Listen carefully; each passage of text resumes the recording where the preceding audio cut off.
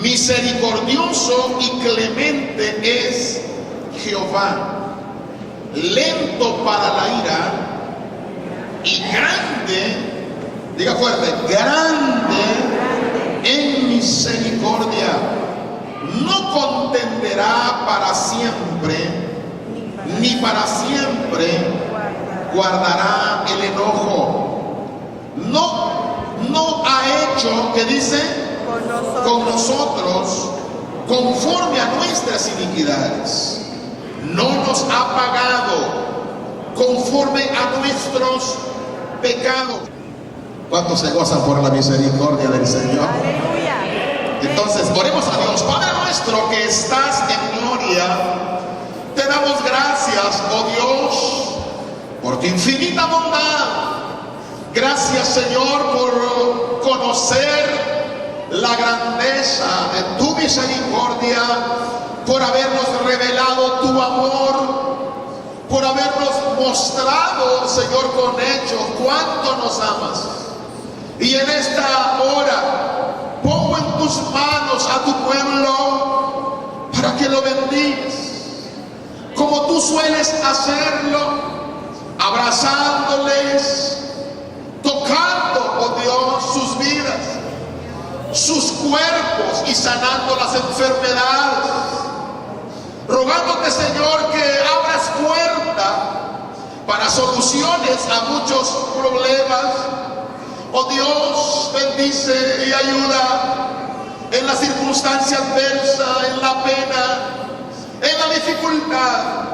Sabemos que nunca nos has dejado. Gracias, Dios, gracias por ser como eres.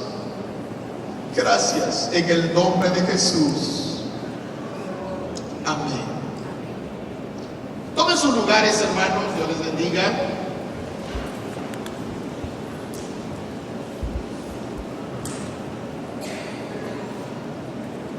Queridos hermanos, distinguidos visitantes, déjenme decirles que, o recordarles, un hecho conocido por todos, y es que la vida está fundada, está diseñada para poder funcionar de acuerdo a leyes que rigen la naturaleza. Y ustedes saben que cuando se violenta una ley o se quebranta una ley en la naturaleza, inexorablemente esa ley reclama su derecho y los desastres llegarán.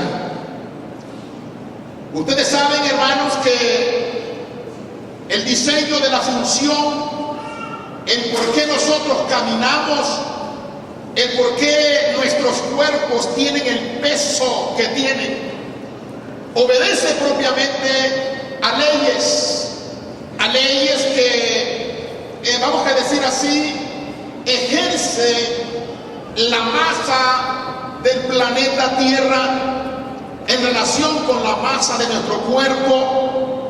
De ahí nuestro peso, de ahí nuestro mover, de ahí nuestro caminar, de ahí se desprenden muchas cosas, desde sentarte, acostarte, el sentir sueño, el poder tener la rotación de las estaciones.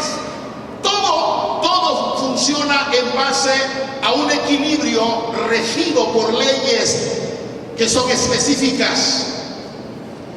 Y por supuesto nadie objetaría, nadie diría que si se quebranta una ley en ese sentido, que va a escapar de las consecuencias. No es así. Por eso un padre o una madre, cuando ve a un niño pendiendo de una rama frágil de un árbol muy alto, se asustaría, se llenaría de temor, porque sabe que la ley cobrará la vida de su hijo, porque sabe que sus bracitos no son lo suficientemente fuertes para resistir esa esa atracción de su masa corporal hacia el centro de la tierra, sabe que es inexorable el cumplimiento y teme por su vida. En el ámbito espiritual, la situación es la misma. La vida espiritual que diseñó Dios está precisamente regida por principios, por leyes espirituales. Esas leyes son las que hacen posible la sana convivencia, la buena relación, la comunión con Dios, el ser un buen esposo, una buena esposa, buen padre, buen hijo, buen creyente, buen cristiano, buen trabajador, fiel ciudadano, honesto, sincero. Todas esas cosas son leyes, son principios. Y desde esta perspectiva quiero decirles que muchas veces cometemos el error de ver el pecado. El pecado lo vemos como una invención divina en el sentido de ocurrencia, en el sentido de que a Dios se le ocurrió llamarle malo a lo malo y llamarle bueno a lo bueno. No es así. No vea el pecado de esa manera. No es una ocurrencia de que Dios dictaminó o dijo: a esto le voy a llamar malo y a esto le voy a llamar bueno. Es como si usted estuviera pensando que Dios entonces está por ahí observándonos y a la hora que nosotros cometemos un pecado, Dios está: este ya falló, lo voy a castigar, ¡pum! No es así. No funciona de esa manera. Las leyes de la existencia espiritual son principios, son fundamentos, son leyes diseñadas para existir en ese sentido. Cuando se viola esa ley se llama pecado, cuando se viola una ley espiritual o natural. Eso es pecado. Y violar una ley significa que usted y yo vamos a sufrir las consecuencias de haber violado una ley. ¿Por qué? Porque si Dios dice que no mientas, entonces al mentir se viola una ley que traerá consecuencias de haber mentido.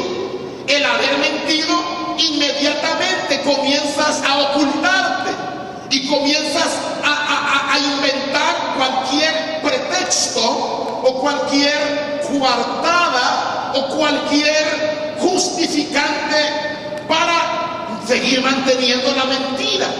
Y eso significa que causa aflicción, causa el concentrarse, el tener que estudiar el asunto, porque violaste una ley. Si hubieras dicho la verdad, esa misma verdad simplemente cumplió su propósito, porque así la diseñó Dios, que el que dice la verdad no tendrá las complicaciones de estar ocultando la mentira o de estar justificando lo que no se puede justificar.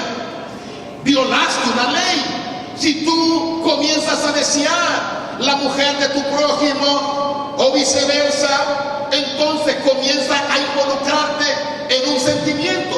Dios te prohibió, dice la palabra, no matarás, porque Dios sabe que si tú matas, comenzarás, violaste una ley que va a desencadenar una serie de consecuencias, una serie de resultados de haber matado, desde tener que huir por la venganza, desde tener que huir porque la ley te lo va a demandar, porque tienes que pagarlo, desde tener que tratar de pagar abogados para atenuar la pena. Y hay una serie de desencadenamientos por haber violado una ley. Si usted, por ejemplo, viola la ley de adulterar, usted tiene que, desde ese momento, comenzar a crear toda una serie de situaciones para justificar o para ocultar o para lo que sea en relación con esa ley violada. Toda ley que se viola ocasiona consecuencias naturales. No es que Dios esté esperando que usted falle para consecuencias naturales. Por eso dijo el Señor, dice, yo no te voy a juzgar, sino que la palabra que has oído es ella la que te va a juzgar. No es que yo, dice Dios, esté detrás de ti para poder cumplir lo que a mí se me pareció que era bueno. No es así. Por eso es que cuando una persona pregunta, la gente que no entiende qué cosa es el pecado, pregunta, bueno, ¿y por qué es malo esto? ¿Por qué en las asambleas de Dios prohíbe esto? Como si la prohibición fuera un invento de nosotros. ¿Por qué el pastor prohíbe esto? Yo no prohíbo nada. Lo único que yo te estoy diciendo es que existen leyes espirituales. Si tú las quebrantas, correrás las consecuencias de haber quebrantado esa ley. Por eso dice la Biblia, lo que el hombre sembrare, eso va a cosechar. Eso va a cosechar de los pecados que tú has cometido. Si has robado, si has mentido, si has cometido inmoralidad sexual, si has tenido cualquier otra clase de pecado, la consecuencia no la puedes evitar, esa va a venir, es cuestión de tiempo.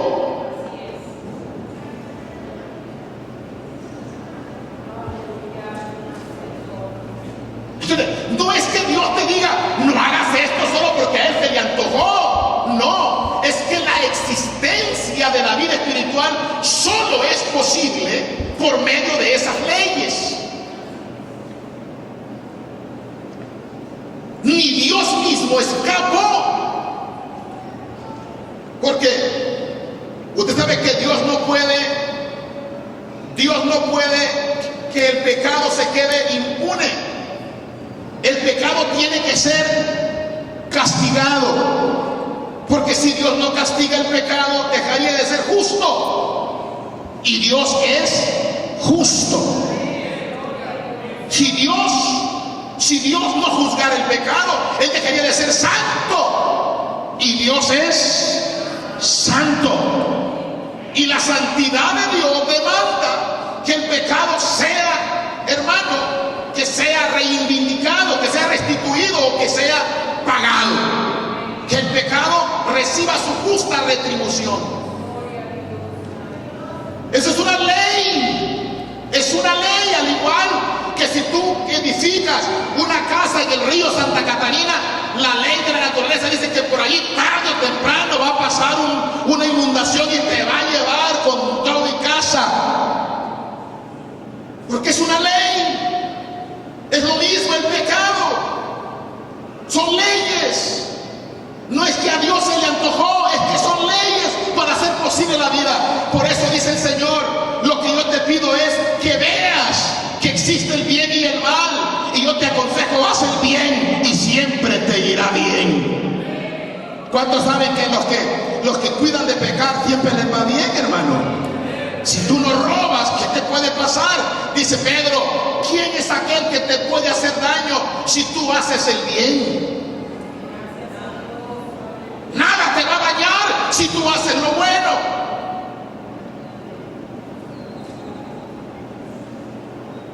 Pero si robas, tendrás consecuencias. Si mientes, tendrás consecuencias. Si adulteras, tendrás consecuencias. Si fornicas, tendrás consecuencias. Si tú eres un farsante, tendrás consecuencias. Si practicas la pornografía, tendrás consecuencias. Si tú eres una corrupta, tendrás consecuencias. Y no porque Dios esté viendo, sentado por ahí, vigilándote a ver que no falles. No, aunque no te vea Dios. Es que si tú violas un principio, el mismo principio te lo va a demandar. ¿Sí me están entendiendo lo que le digo? Entonces no somos nosotros los que nos inventamos lo malo o lo bueno, sino que son leyes del bien y leyes del mal.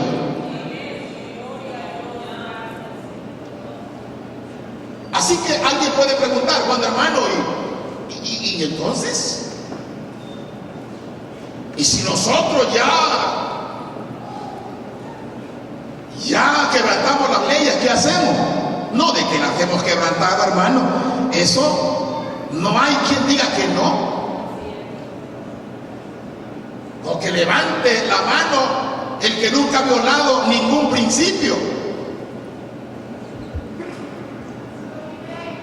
Y yo le diré que es el principal mentiroso. Porque la Biblia dice que el que dice que no peca hace a Dios mentiroso. No hay justo ni aun uno. Todos hemos quebrado las leyes de Dios. Todos hemos fallado. Por eso es que el pasaje comienza diciendo: misericordioso, diga fuerte conmigo, misericordioso y clemente es Jehová, lento para la ira y grande en misericordia. ¿Qué quiere decir? Que todos nosotros, desde que fallamos a Dios, deberíamos estar ya muertos. Deberíamos hace mucho haber sido destruidos. Hace mucho deberíamos haber sido, hermanos, diríamos así, lapidados. Hace mucho se nos debió haber cobrado y deberíamos haber pagado. Pero, bendita sea la misericordia de Dios. Si estamos en pie, es por una sola razón. Y es porque Dios tuvo misericordia de nosotros. Y esta misericordia es grande. No contenderá, es decir, no mantendrá la querella contra nosotros para siempre. Ni para siempre guarda el enojo.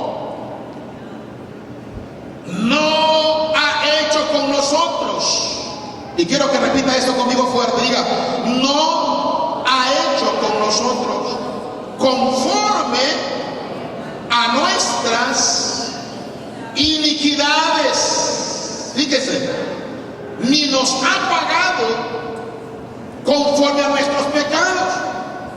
¿Qué significa? Que si Dios hubiera permitido que la ley continuara, vamos a suponer, hermano, lo justo era, Dios estableció leyes. Dios le dijo a Eva, aquí están los árboles, y a Adán, todo árbol puedes comer, pero del árbol de la ciencia del bien y el mal, ¿qué le dijo? No comerás. El día que de él comieres, morirás. ¿Murió? Claro, murió de tres formas. Murió físicamente porque no moría. 2, murió espiritualmente porque se separó de Dios. Y 3, murió para siempre porque merecía la condenación como Dios se lo había dicho. Así que nosotros merecemos la condenación por el pecado. Así que si Dios no se hubiera aparecido en la escena, nosotros hubiéramos nacido, crecido, reproducido y muertos, y se acabó la condenación. Era lo justo. Eso era lo justo y se acabó. Pero Dios hizo planes, hizo arreglos por una sola razón: por su misericordia, solo por su amor.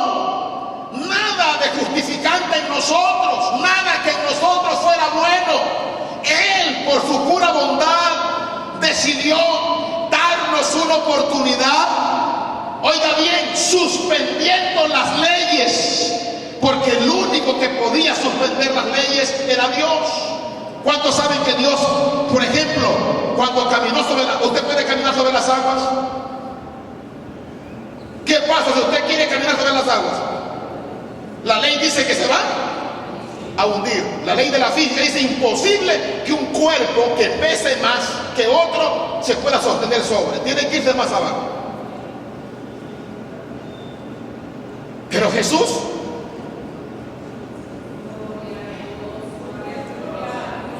caminó sobre las aguas. ¿Por qué? Porque Él tiene poder para suspender esa ley con un propósito. Por ejemplo, la Biblia dice que cuando Pedro estaba preso, Dice que el Señor llegó, un ángel llegó y abrió los cerrojos de las puertas, que eran de fierro. Usted pregunta, bueno, ¿cómo es posible? La ley de la física dice que ese fierro no puede abrirse. Alguien tuvo que suspender la ley de este fierro para que se abriera sin que nadie lo tocara. Y eso es Dios, es el único que tiene poder para suspender una ley con un propósito. Pero eso no era obligación de él, lo estaba haciendo como un padre. ¿Cómo se lo explico? Hagan de cuenta que aquí arriba, ahí, mire, en ese fierro delgado está su niño colgado con sus bracitos y ya sus deditos se están venciendo. ¿Y usted qué haría? ¿Qué haría usted? Usted trataría de vencer la ley de la gravedad para evitar que se destruya hasta que usted pueda. ¿Qué puede hacer? Subirse a una banca. Hijito de mi corazón, ya se suelta. Y usted está para ¿qué hago? Lo cacho, me le pongo para que me caiga encima. ¿Qué agarro? Usted lucha, es lo que Dios hace. Dios nos ve como un padre. ¿No dice eso el versículo? ¿No dice eso la palabra de Dios? Dice el pasaje en el versículo número 11, porque dice versículo 12 o 13, como el padre se compadece. ¿Ya lo leyó? Como el padre se compadece de los hijos, se compadece Jehová de los que le temen. ¿Qué significa eso? Que el único que tiene poder para suspender una ley y controlarla es el único que, ¿quién sabe? Por eso es que David dice, la misericordia de Dios es tan grande, porque Dios tuvo que hacer cosas grandes para que las leyes no nos devoren una vez que las violamos.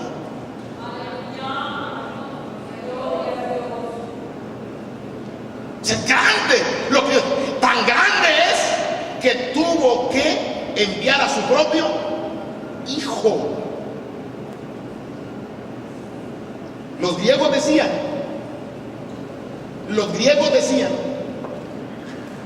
que la vida es de un solo sentido, como una flecha.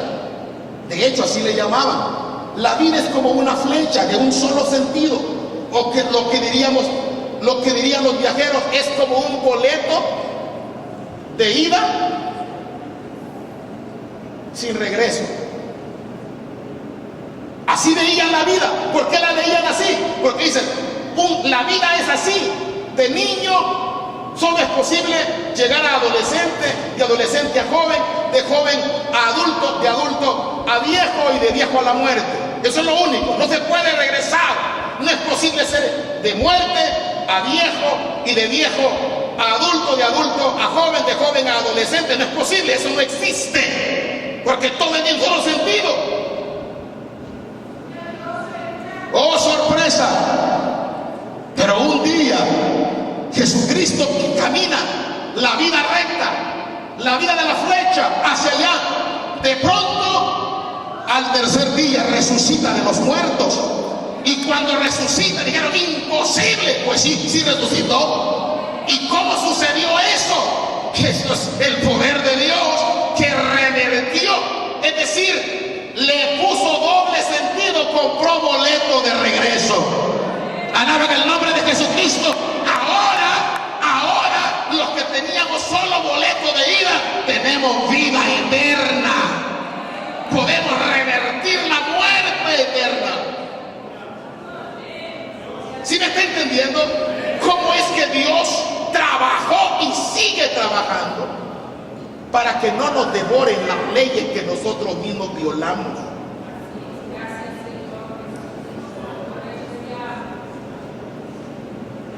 ¿Por qué es misericordia? ¿Por qué es misericordia? ¿Qué es misericordia?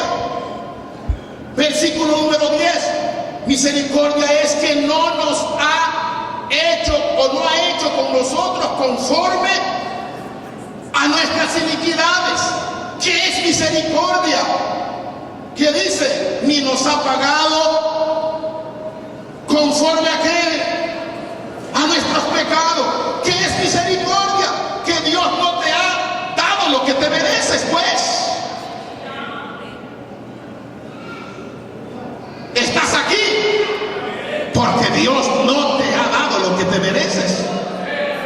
alaban el nombre de Cristo. Por eso estás aquí. Muchos que están vivos porque Dios no les ha dado lo que se merecen. Yo mismo soy uno de esos. Estoy vivo porque Dios no me ha pagado conforme a mis hechos. Y muchos de ustedes que están así, están sanos, tienen familia, tienen hijos, tienen trabajo, tienen sueldo, tienen todavía una vida, una casa, porque Dios no les ha pagado como se lo merecen.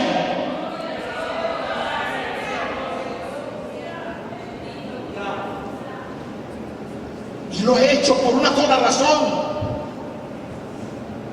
Porque de tal manera amó Dios al mundo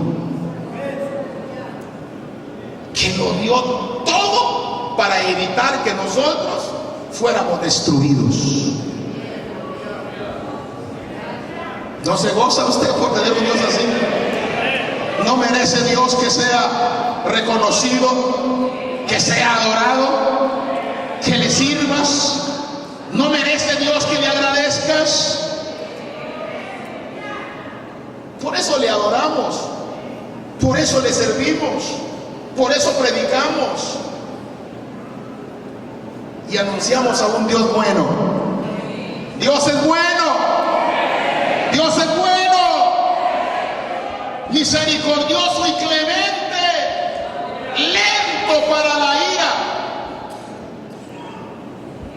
grande en misericordia. Bendito sea su nombre para siempre. Bendito sea su nombre para siempre. Bendito Dios. Mire lo que dice el versículo 11. Porque como la altura de los cielos sobre la tierra, engrandeció su misericordia. Porque lo que Dios tenía que hacer era demasiado, y lo que Dios sigue haciendo. Yo le pregunto, ¿cuántos saben que Dios ha hecho cosas grandes para que no estén muertos ahorita? ¿Cuántos de ustedes se consideran indignos hasta de estar viviendo y que ahora mismo merecen que les den una paliza, que los avergüencen? Porque si descubren quiénes son, ¿quién sabe lo que usted se merecería o yo mismo?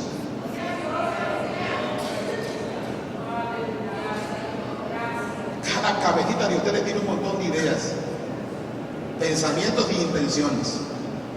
Y yo no sé qué hay en la tuya, pero Dios sí lo sabe. Dios sabe que en ese corazoncito y en esa cabecita hay amor por tu hermano. ¿Cuántos saben que cuando uno ama a su hermano hasta es más sano, vive mejor? ¿Usted sabe que el odio te conduce a la enfermedad? ¿Usted sabe que sonreírse es saludable? Pues sonríese, hermano. Aumente su salud. Pero una cosa le voy a decir. ¿Quién merece la misericordia? Hay una sola manera de que la misericordia sea desatada sobre tu vida, y se llama arrepentimiento. ¿Qué es arrepentirse? Arrepentirse es esto: reconozco que yo no he sido tratado como me merezco. Señor, yo soy digno no de que me ames como me amas. Yo soy digno que me mates, soy digno que me castigues. Eso es arrepentimiento. ¿Qué pasa cuando una persona reconoce que su pecado, que la violencia a las leyes espirituales le merece una consecuencia terrible y que sin embargo Dios no lo ha castigado? ¿Cómo se llama eso? Arrepentimiento, reconocimiento. Entonces Dios derrama y engrandece su misericordia. Al que se arrepiente, Dios lo perdona. ¿Cuántos lo creen conmigo? Al que se arrepiente, Dios lo perdona. Dios lo perdona. Engrandece la misericordia de tal manera que cuando está lejos el oriente del occidente, hizo alejar de nosotros nuestras rebeliones.